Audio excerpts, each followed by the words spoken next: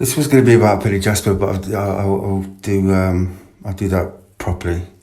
It's one of them little rants in the bath. Don't ask. It's a touchy subject because he's out of prison now, but it's always been a thing. And recently, it's started to come back on my train of thought, and I think that's mainly because of the statement that came out about the Passat, the possible sighting of the Passat, which is questionable to say the least. And that's just brought it back into the mind of, like, why was Jack Worms in Rettendon on the 6th of December? I'm sure I've seen and heard that there's a possibility, I don't know if this is entirely true, that they were there on the 5th. His phone records picked him up in Rettendon on the 5th, and that's meant to be this dummy run, or probably finding where Jack was meant to apparently lay in wait for the Range Rover to come down the lane, which is near the gate. On the screen now there's a picture of Rettendon Hall. You can see there's a gate just there. That is where Jack is meant to have lain in wait for the Range Rover to come down the lane, containing obviously Pat, Tony and Craig and Michael Steele, according to the narrative of Darren Nichols. But according to Jack Worms, John as well, as seen in the video, saying that his brother was in Rettendon to collect the broken down Passat outside of the Wheatsheaf pub, which coincidentally is the route of the alternative lane from the Wheatsheaf pub. If you walk from there, you reach the very top of Workhouse Lane, I guess what you'd call it. Not from the actual main road, but from when you turn the corner, which has now obviously changed a lot from the original way it was back in 1995. So just what was Jack Worms really doing in Rettendon that evening of the 6th of December? Was he really collecting this broken down Passat, or was he there for another reason? If the Billy Jasper theory is true, Jack Worms is in Rettendon a hell of a lot earlier than they were murdered. So it really doesn't make much difference anyway. Jack Worms is dropping something to Pat, Tony and Craig. They happen to be near the lane at that point. Just meet us here. I don't know, whatever it is. Or has he been set up? Was Jack set up to be at the lane, or near the lane at least? And this is my train of thought. Just go with me for a second. And it is pretty strange, but anyway. The 6:59 call from Jack Worms to Darren Nichols, I've got your car, or come and get us, whichever you want to believe. What if it wasn't that? What if it was they're on the way?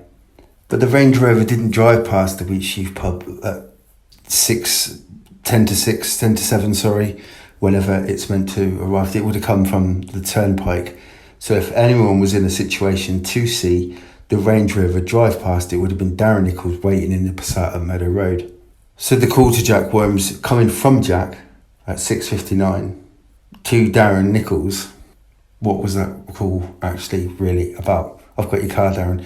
Travelling 50 miles in the snow on a pretty horrendous evening to pick up someone's car who you didn't really like anyway. And what was the car doing there? An alibi from Jack Worms. A lot longer than it would have took if someone would have asked you where you were that evening. And in the police interviews, Jack denies even being in Rettendon on the evening of the 6th of December, never being there before. So was he in the area and not knowing where it was? Is a possibility. Jack Worms was in Rettendon and he didn't know that he was in Rettendon. And he was collecting Darren Nichols' broken down Passat and taking it, and it was ringing Darren at 6:59 and saying, I've got your vehicle. End of story done. But it makes you wonder. Just the same sort of wonder if when people believe that Michael Steele was possibly involved and knows something, or was the one that got him down there. And because it just seems that all opinions are divided when it comes to Michael Steele. You either believe he's guilty and he's the murderer and he's the one that shot them with Jack Worms, or you believe that he knows something about that evening. And what we're meant to believe, the true story is that Michael Steele knows absolutely zero, and he was at home with Jackie Street that night. One of the theories is Michael Steele was pretending to be flying over that evening, and that's what got them down the lane. that was the bait, that was the carrot that was dangled in front of them, as in the words of Billy Blundell on one of his interviews. That was the carrot, and they took the bait and they went down there. And that's then, if the Jasper theory is true, why did Craig leave room in front of the gate for the gate to open? What did he believe, that Mr. D was arriving in a vehicle from across the fields? Or did he believe that the farmers were going to come through at some point? Did someone say, Craig, leave room? Have the photos been taken with the Range Rover reversed? Or if that's exactly how it was found, with the space in front of the Range Rover, then that must mean that Craig was expecting to go through into the field. They're waiting for something to fly over, and it'd be easier for them to collect the package than for them to get out, go over the gate, and then go and wait into this field, because it could drop it in another part of the field. It could be right across the way. So they're in the Range Rover waiting for the plane to fly over. But they don't get that far, because as soon as they get to the gate, someone comes out of the bushes and shoots them. Jack Worms, if you went to believe Darren Nichols. We believe in the Billy Jasper theory. What happened down the lane at 7 o'clock, they drove back out and went somewhere. But what they didn't go to the restaurant, what they didn't do is phone the restaurant. And what they didn't do is phone Donna Goward. It was waiting for Tony to go and pick her up. But then Anna Whitehead said the exact same thing. She was meant to be going out for dinner that evening. I'm pushing that to the side because it doesn't really make much difference. Neither of them got a call. Donna Jaggers didn't get a call. Pat Tate had left Claire Carey waiting for him, but she didn't get a call. Nobody got a call. Why? Because you've got to drive off, you've got to go and get some coke. 4K's worth of coke, because the deal's going down. But the deal didn't go down till after, the deal didn't go down, but the deal didn't go down till after midnight. These are the parts of the Jasper theory that don't add up. And this is even meant to be about the Jasper theory, but it's, Gary Jackets took the extra booking 6 o'clock. So that seems like they had planned to go to the meal, but it didn't happen. Because at 7 o'clock, something changed. They got a phone call, right, we need 4 K's of coke. And then you have the Turnpike sighting at 11 o'clock, which, as far as I know, will be included in this documentary that's coming out on Sky soon. And you've got that, and you've got this altercation on the Turnpike, where the Range Rover and the witnesses have this altercation, and they pull up next to each other, and one of the witnesses says, no. Look at the size of him. And in that vehicle, right there, not dead, down the lane, the way the photos of as we've seen, Pat at the back, window shot through, Tucker with his face like that, Craig with his eye hanging out. They weren't like that. They were on the Turnpike, and they were driving away from the Turnpike, but it was a lot earlier than they were actually meant to be meeting Mr. D, from what we're meant to believe, which is then the shots are heard at 12:30. This is 11ish, driving away. What is all this back and forth if it is just a meet? And they're sat waiting down the lane for Mr. D, who then turns up and then kills him. And the Essex police covered it up, and they covered it up really early on. Why did they get Michael Steele? Why did they focus on him? Because they were told it was Michael Steele. No one knows who they were told by, but the police were told by Michael Steele, by somebody, that it was Michael Steele, the pilot, that he did it. How did he know? Who was it? But he said that, and from that moment onwards, Michael Steele was in the focus of the Essex police.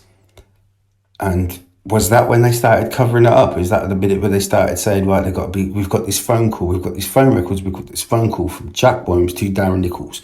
We'll say they're dead at 6:59. That's how we get them. We've got this sighted in a Fortune of War. Ignore that. We'll go and interview them, but then we'll just push them to the carpet. You've got this other sighting at the other pub. If these are true, in fact. But you've got these little sightings and they've covered them up. So then the narrative is that Darren Nichols is telling the truth. Or is it the simple fact of Michael Steele and Jack Worms were the murderers, but they couldn't find the evidence, so then they needed Darren Nichols to say that. They needed Darren Nichols to say that story, and Darren Nichols just heard it second hand from Jack Worms and Michael Steele.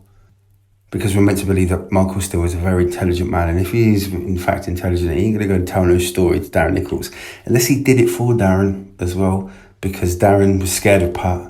And Michael Steele was getting his threats from Pat Tate, even after Ostend. And he thought, no, I'm not doing this.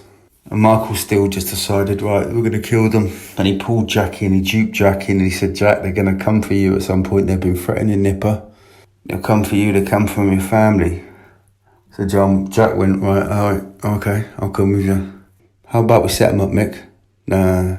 Let's not set him up, let's kill him. Why not just set him up? Why not fly 4 keys of coke over, drop it in the field, tell the police, caught red-handed. There was many ways that Michael Steele could have got them free in some sort of trouble, but he decided to kill them. Maybe so, maybe not.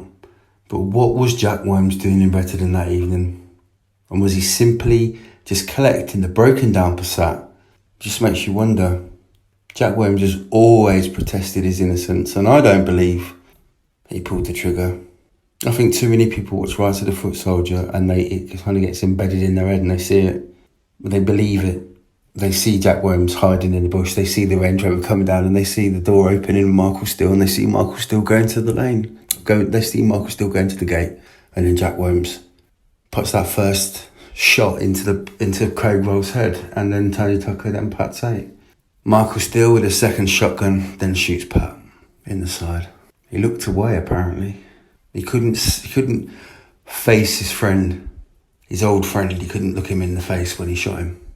All this, if Michael Steele and Jack Worms are guilty of the murders, all this mystery, all this investigation, all this reading into the statements and joining the Facebook groups and commenting on the mystery of it and blaming people and thinking Bowman's involved and all this, it just will be one huge waste of time.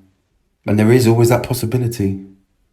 There's always that possibility that it could be a waste of time, because remember, you've got people preaching as such the Michael Steele and Jack Worms did it, and the jury found them guilty. And we don't have the cross-examination of Michael and Jack. That's what's missing. And with the Billy Jasper material not in the public domain yet, it's hard for people to make a decision on that. And even if you do make a decision on the Billy Jasper theory, it begs the question, where were they for 5 hours? Just another question in a long line of questions in this case. And I'll see you next time.